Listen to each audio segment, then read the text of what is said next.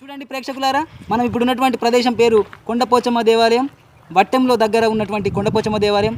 ఇది మన రాజన్న సిరిసిల్ల జిల్లాలో గలదు. చూడండి ఈ దారిని చూడండి. ఈ దారి అంతా కూడా బండలు ఉంటుంది. ఎందుకంటే బండల నగరంకి వచ్చాం కాబట్టి మనం ఈ యొక్క కొండపోచమ్మ అంటేనే బండలు కాబట్టి బండలతోనే ఉంటుంది. మనం చూసేటటువంటి కూడా అన్ని బండలే. ఇక్కడ ఈత చెట్లు ఉంటవి, అలాగే ఉడుగు చెట్లు ఉంటాయి, అలాగే వేప చెట్లు ఉంటాయి. వేప చెట్లు చూపించు బాబు. చూడండి వేప చెట్లు ఉంటాయి, అట్లా ఉడుగు చెట్లు కూడా ఉంటాయండి. ఇట్లా ఆదికి చూసారా, ఉడుగు చెట్లు అంటే ఉడుగు పండ్లు అండి. ఈ ఉడుగు పండ్లు తింటే ఆరోగ్యానికి మంచివండి.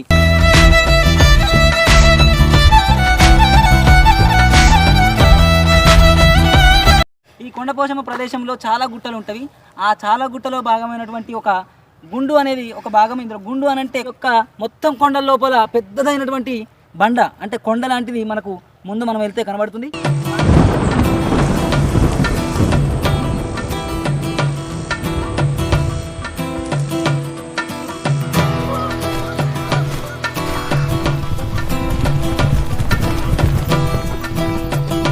ఒకటి పెద్ద గుండు ఉంటుంది.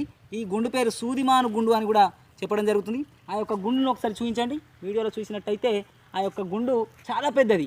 ఇక్కడ ఉన్నటువంటి రాయిలలో ఒకళ్ళ అన్నిటికంటే పెద్ద గుండు ఇప్పుడు చూపించినటువంటిది.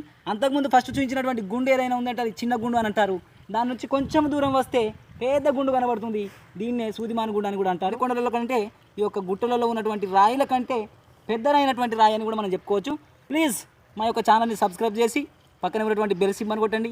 అలాగే లైక్ చేయండి, షేర్ చేయండి. మీ యొక్క సదా మీ యొక్క ఆశీస్సులు మాకు తప్పక ఉంటాయని మనస్ఫూర్తిగా కోరుకుంటూ, మేము ఇప్పటి నుంచి కాదండి, మేము మా చిన్నతనం నుండి యొక్క కొండకి ప్రదేశానికి విచ్చేస్తున్నాం. ఇక్కడ అనేక రకాలైనటువంటి జ్ఞాపకాలు మాకు మిగిలిపోయాయి. అప్పుడప్పుడు మేము గుట్టలపైన మా యొక్క పేర్లను కూడా చెక్కుకోవడం జరిగింది. పెద్ద గుండు అంటే అన్ని గుండులోకెల్లా అన్ని కొండలలోకెల్లా ఈ యొక్క బండరాయి పెద్దది. ఈ యొక్క బండరాయి కింద వర్షం వచ్చినా సరే అదంతా కూడా వర్షంలో ఎంత వర్షం వచ్చినా సరే మనం దాని కింద నిల్చున్నట్టయితే కొంచెం ఒక్క చుక్క కూడా మన మీద పడదండి. కాబట్టి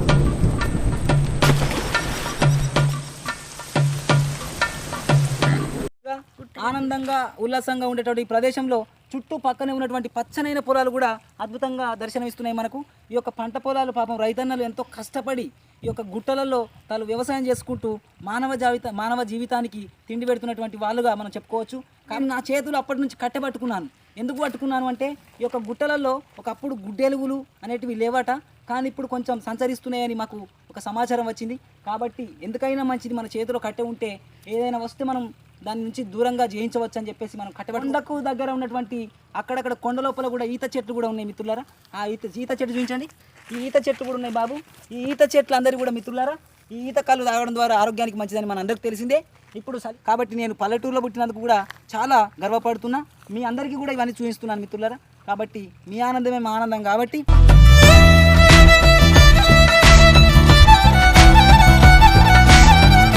చూడండి మిత్రులారా, మనం అందరం ఈ యొక్క గుట్ట మొత్తం కూడా సర్కిల్ ఒక రౌండ్ ఆకారంలో ఉంటుంది, అంటే ఒక గుండ్రటి ఆకారంలో ఉంటుంది.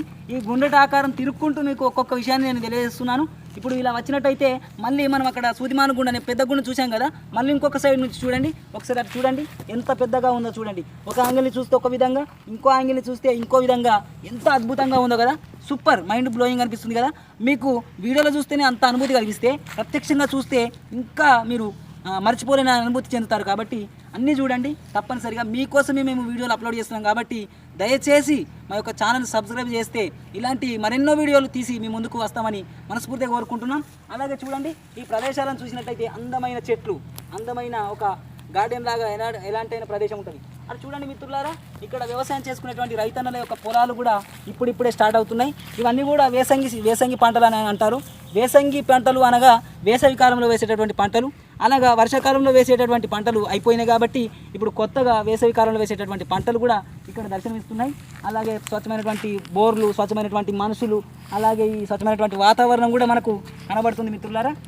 తన వెన్నంటి నడిపిన చెయ్యూత ఎవరిది నాయనరయను కుశలము అడిగిన గుసగుస కబురుల గుమగుమలెవరివి. గుడి చుట్టూ మొత్తం మనం ఈ యొక్క కొండ చుట్టూ తిరగడం జరుగుతుంది. ఈ కొండ చుట్టూ మీకు తిరుగుకుంటూ నేను ఈ యొక్క ప్రదేశాలను చూపిస్తున్నా. మీకు ప్రత్యక్షమైనటువంటి అనుభూతి కలిగే విధంగా, ప్రత్యక్షంగా చూసిన విధంగా మీకు ఫీలింగ్ కలిగే విధంగా నేను ఈ యొక్క వీడియో చేస్తున్నాను మిత్రులు. మీకు మాత్రం చూపించినటువంటి గుండు మాత్రం ఒకటి పెద్దది ఇందులో హైలైట్గా చెప్పుకోవచ్చు. ఈ యొక్క గుట్టలలోనే పెద్ద రాయిగా అది ప్రసిద్ధి చెందింది. అక్కడనే అన్ని కూడా మేము అనుకోవడం తినడం జరిగిందని చెప్పాను, ఫస్ట్ మీకు చెప్పాను. కాబట్టి ఈ యొక్క గుట్టలన్నీ కూడా చూడండి దోస్తులారా.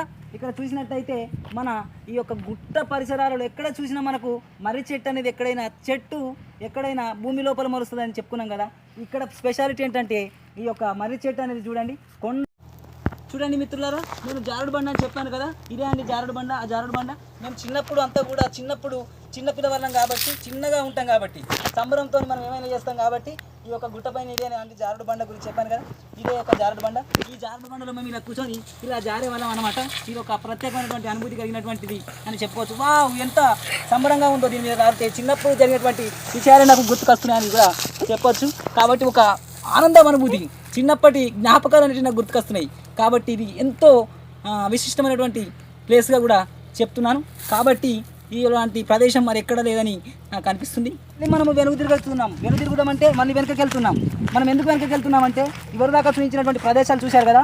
ఇప్పుడు ఈ యొక్క గుట్టలో ఉన్నటువంటి దేవత పోషమ్మ తల్లి, ఆ పోషమ్మ తల్లి గుడి ఏ విధంగా ఉంటుందో, అక్కడ గుడిలో దేవత ఏ విధంగా ఉంటుందో మీకు త్వరలోనే చూపిస్తా. ఆ అనుభూతి కూడా మీరు ఎక్కడ ఉండి చూసినా కానీ ఆ అనుభూతి అంతా కూడా మీకు కళ్ళకు కట్టినట్టు ప్రత్యక్షంగా చూసినటువంటి అనుభూతి మీకు కలిగిస్తా. చూడండి, ఈ యొక్క దయచేసి మా యొక్క వీడియోని చూసినట్టయితే మీకు పోషమ్మ గుడి కనబడుతుంది. అక్కడే పక్కన ఉన్నటువంటి కొండమల్లన దేవుడు కూడా కనబడతాడు. మనం ప్రత్యక్షంగా వెళ్ళి చూడడానికి మనం పయనమవుతున్నాం, తిరిగి పయనమైనాం కాబట్టి చూడండి.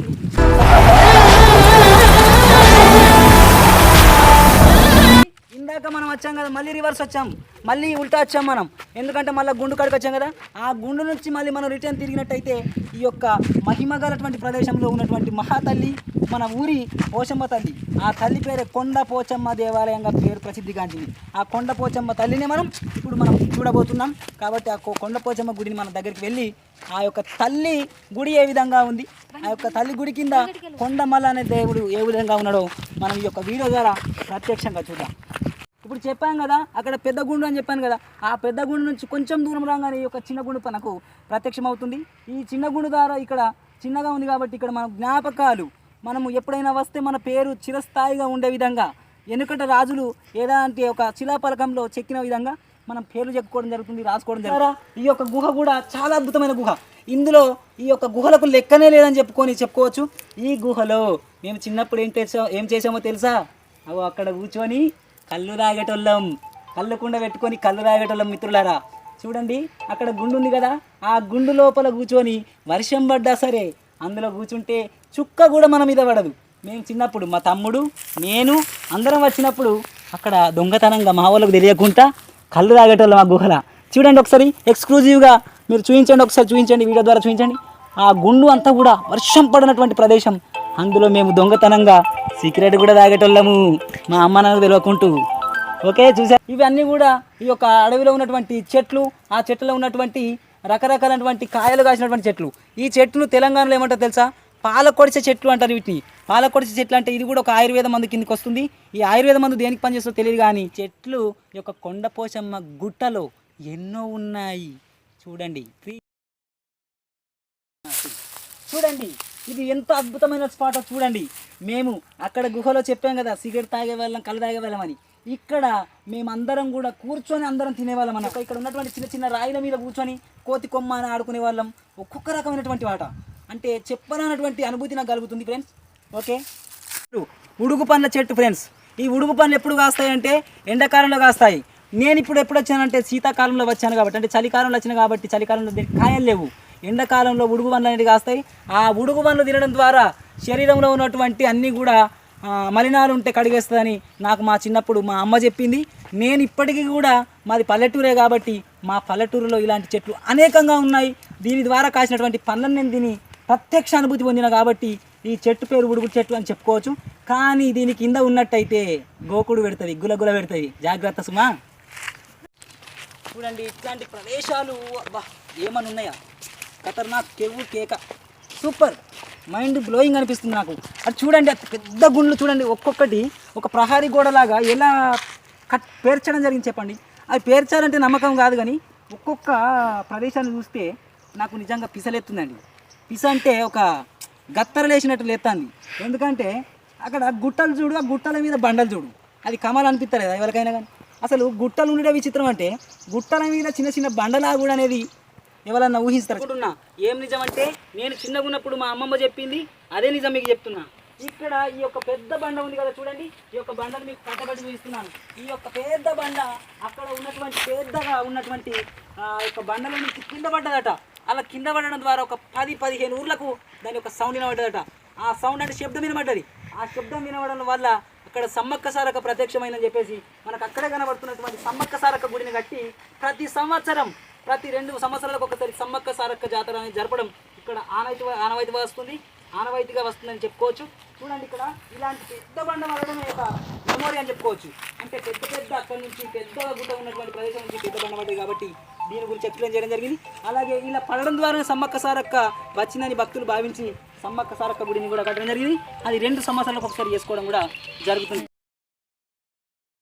చూడండి చెప్పాను కదా, అక్కడ అప్పుడు దగ్గర నుంచి చూపించాం కదా, ఇక్కడ చూడండి అక్కడ చూసారా తేనెతట్ట కనబడుతుంది కదా, అక్కడ మొత్తం కూడా అక్కడ తేనెతట్ట ఉన్నటువంటి ప్రదేశం, అక్కడ వేప చెట్టు ఉన్నటువంటి ప్రదేశం కాడ ఈ యొక్క బండ అనేది ఉండేదట.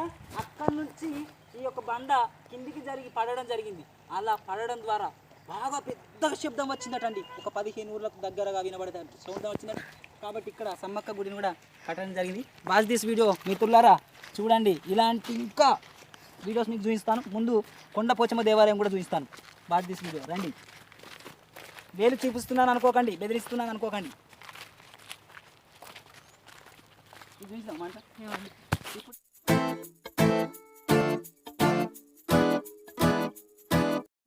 ప్రత్యేకంగా ఒక గుడిని చూపించడం అనుకున్నాను. కొండ పోచమ్మ గుడి దగ్గరనే ఉన్నటువంటి దేవాలయం కొండ మల్లన్న దేవాలయం. ఈ కొండ మల్లన్న దేవాలయం చాలా పూర్వకాలంలో కట్టడం జరిగింది. చూడండి ఈ స్తంభాలను చూడండి. ఈ స్తంభాలను చూసినట్లయితే మొత్తం కూడా రాయితో చేసినటువంటి స్తంభాలు. ఇందులో ఉన్నటువంటి వాడే ఈ యొక్క కొండ మల్లన్న దేవుడు. కాబట్టి కొండ మల్లన్న దేవుడు కోరిన కోరికలు తీరుస్తాడని చెప్పవచ్చు. ఇక్కడ గంట కూడా ఉండడం జరిగింది. ఈ యొక్క గంటను కొట్టి మనం ఎప్పుడు కూడా లోపలికి వెళ్ళడం ఆనవాయితీ. కాబట్టి ఈ యొక్క మందిరానికి ఒక విశిష్టత ఉంది. ఇది పోచమ్మ గుడి దగ్గర ఉన్నటువంటి కొండ మల్లన్న దేవాలయం సంబంధించినటువంటి వివరాలు మిత్రులారా. ఈ యొక్క గుడిని చూసి చాలా అనుభూతి పొందుతారని ఆశిస్తూ మీ మిత్రులారా, ఎక్కడికి వెళ్ళిన ఒక నాగదేవుడు ఆలయం అనేది ఉంటుంది ప్రతి గుడిలో.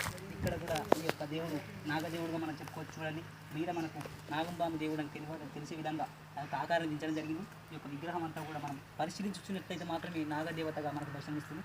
ఈ యొక్క దేవత కూడా సంతానం కానీ వారు మొక్కుకుంటే సంతానం కలుగుతుందని చెప్తున్నారు మిత్రులారా. మీకు చెప్పాను కదా, ఈ యొక్క దేవాలయంలో అసలైనటువంటి సిసలైనటువంటి దేవత కొండ పోచమ్మ. చూడండి ఇది ఎంట్రన్స్ ఎంత సూపర్గా ఉందో చూడండి. పురాతనమైనటువంటి ఆలయం కాబట్టి ఎంట్రన్స్ అలా ఉంది. ఇప్పటి మోడల్ అయితే కొత్తగా కడుతున్నారు కాబట్టి వెనకడ కాబట్టి అలా కట్టారు. చూడండి ఈ యొక్క మనం చూసినట్టయితే దారి పొడవునా చూసినట్టయితే ఒకప్పుడు అన్నీ కూడా రాళ్ళు రప్పలతో ఉండేటటువంటి మెట్లు. కానీ ఇప్పుడు ఎవరైనా కూడా కోరిన కోరికలు తీరుస్తుంది కాబట్టి అదొక తల్లి. అందరూ కూడా మెట్లు కట్టించడం జరుగుతుంది. చూడండి ఎంత విశాలంగా ఈ యొక్క మెట్లు మనం చూడండి. బాగా ముందుకు రండి, తీస్తూ ఉండండి, నేను చెప్తూ ఉంటాను. రండి చూడండి. ఒకప్పుడు మనం అన్నీ కూడా చూసినట్టయితే ఈ యొక్క మెట్లు అన్నీ కూడా చిందర వందరగా అంత రాళ్ళు రప్పలతో ఉండేటువంటి, నడవడానికి కూడా చాలా ఇబ్బంది ఉండేది.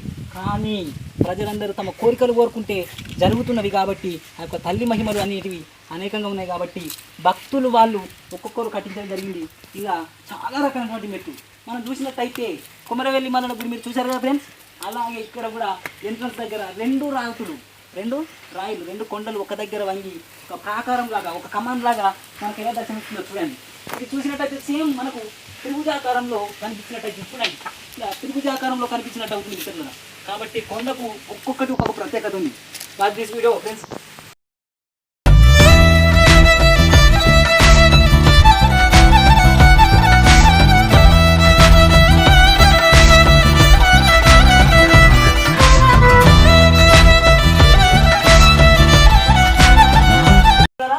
ఇదే ఈ యొక్క కొండ పోచమ్మ దేవాలయం. చూడండి ఇక్కడ చూసినట్టయితే మొత్తం ఇదంతా కూడా పెద్ద గుండు. వెనకకు వెళ్ళి తీయండి కొంచెం. బన్నీ గారు వెనకకు వెళ్ళి తీయండి. బన్నీ గారు చూపించండి, మంచిగా చూపించండి మన ప్రేక్షకులకి. బన్నీ గారు చూడండి, సారీ ప్రేక్షకులారు చూడండి. ఈ యొక్క వీడియో అంతా చూసినట్టయితే పెద్ద గుండు అండి. అక్కడ మధ్యలో ఒక గీత ఉంది కదా, ఆ గీత ఎందుకు పెట్టారంటే కొంచెం దమ్ వస్తుంది ప్లీజ్. ఆ గీత ఎందుకు గీశారంటే ఎందుకంటే మెట్లు ఎక్కాం కదా దమ్ వస్తుంది. ఆ గీత మధ్యలో ఎందుకు గీశారంటే వర్షం పడ్డట్టయితే ఈ యొక్క నీళ్లు డైరెక్ట్గా కిందికి పడకుండా ఆ యొక్క గీత నుంచి ఆ యొక్క నీళ్లు వెళ్తాయని ఆ యొక్క గీతను గీయడం జరిగింది. ఈ యొక్క